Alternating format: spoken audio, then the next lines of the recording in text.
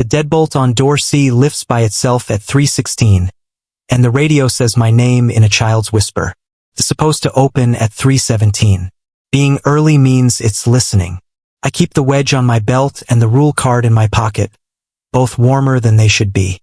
If C breathes, keep the lights on and leave. If it asks the time, say anything but 3:17. If it knows your middle name, lock the hall and wait for help that is not coming.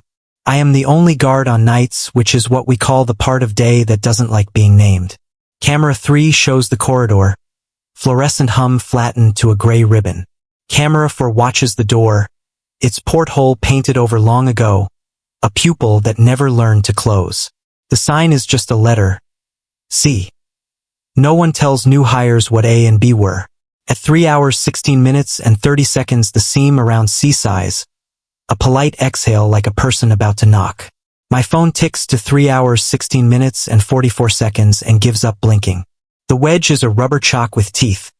I fit it under the jamb, then fit another under the jam's shadow because I learned to double what I love. The radio clicks itself alive. Leon's voice, weary and warm, fills the hall like steam. Alex, he says, though he is bone and winter now, do not look through the porthole when the light inside changes. What light? I say, though I am already seeing it in the paint. A bruise of yellow pushing through old white. My breath fogs the lens on camera 4 even though I am 6 feet away.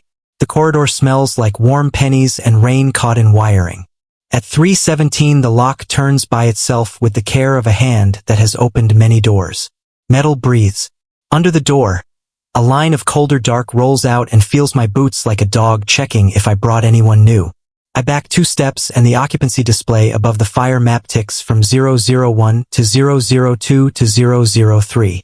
We are only me. Do not answer if it uses your voice, Leon says. Do not answer if it knows your middle. A gentle knock, knuckle to paint, happens low, then high, as if a tall person is deciding which height fits tonight. Who's there? I ask, and hate it as I say it. From inside C, my voice says, me. I watch the monitors. On camera 3, the corridor is an empty throat.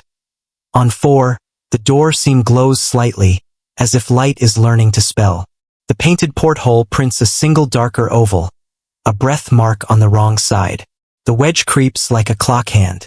I drop to a knee and press it back with my palm until my wrist burns.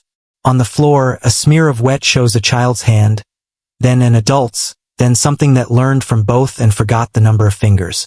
The intercom on the ceiling gives itself a small cough and plays the hospital welcome slowed to half, vowels stretched until they bruise. Arriving, a woman says in a voice that used to tell my GPS where to turn. The phone on my desk rings without lighting. My caller ID reads me twice. The second version wears my middle I never use, printed backward as if the glass wrote it. I let it ring. Inside C, my voice leaves a voicemail 1 minute ahead, begging me not to answer inside the line. The voice ends with a small click like a watch crown touching bone. At 3 hours 17 minutes and 10 seconds the bolt pulls back 1 clean inch. Cold rolls over my boots to my knees to my tongue. The corridor lengthens, a trick of perspective my body refuses to learn. Something tall stands up on the other side of the door by standing down, weight finding hinges I cannot see. Do not look in, Leon says, warm as coffee, far as rain. I look in. The paint is thinner than I hoped. Light hurts through like teeth behind a lip. I see a little. Tile, a handrail, a chair turned toward no one. A red exit sign that reads exit again, and my own left eye reflected back as a small white clock face. It blinks before I do. Time? My voice asks pleasantly from inside, like a nurse with a clipboard. Late, I say. Say it. My voice suggests. The OCC light chooses 004 and holds, satisfied. At my back, cameras 1 and 2 revive by themselves and show empty rooms I don't staff. In one, a wheelchair sits with my mother's robe folded on it, tea stain like a burnt island on blue. In another, an elevator door breathes and a number that isn't there bruises on the panel. Open, my voice says from C, in the most ordinary tone a person can own. I hold the bar and feel a hand hold the other side with the exact weight of my palm. We move together, a courtesy. Air meets air. The seam becomes a mouth. Something like rain and sugar, and old penny steps through me without touching and leaves me heavier. I look up because people look up when they are trying to feel taller than fear. The porthole glass is clearer from this side. The corridor beyond is the corridor I just left, but smaller, like the room learned to breathe in. My chair is there. My desk is there. My phone is ringing without light, and the guard beyond the glass wears my jacket and leans to listen hard to his own breathing. He holds the wedge in his fist like a prayer. On the ceiling above him, a small white eye turns under skin. He looks in.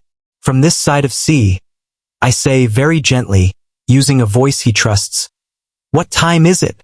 He answers, careful, and speaks my middle.